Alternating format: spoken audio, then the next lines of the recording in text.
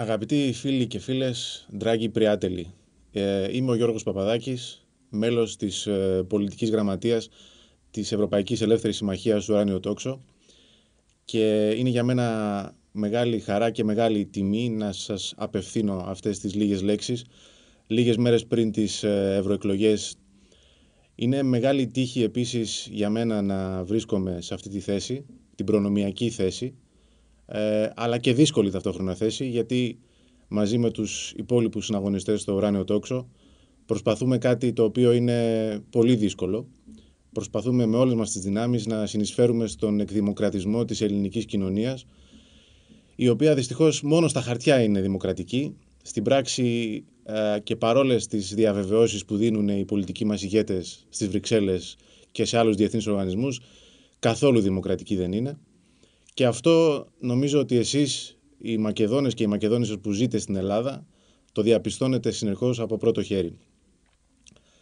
Εγώ έχω και ένα άλλο προνόμιο, σε εισαγωγικά, μια άλλη τύχη, να είμαι ίσως το μόνο μέλος της πολιτικής γραμματείας του Ουράνιου Τόξου, του οποίου το όνομα δεν έχει αλλάξει. Οι πατεράδες μου και οι παππούδες μου ήταν και αυτοί με το ίδιο όνομα και με το ίδιο επίθετο.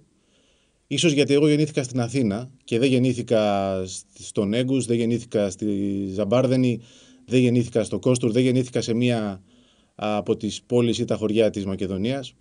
Εκεί δυστυχώς, όπως ξέρετε καλύτερα από μένα, οι παππούδες και οι πατεράδες, οι δικοί σας, είχαν την ατυχία να δουν τα ονόματά τους να αλλάζουν βία από την ελληνική διοίκηση.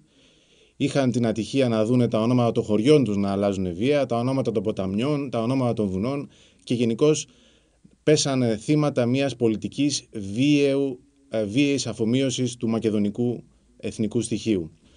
Αυτή τη διαφορετικότητα προσπαθούμε με κάθε τρόπο εμείς στο Ουράνιο Τόξο να την προωθήσουμε, να την προστατέψουμε και όσο γίνεται να την προβάλλουμε.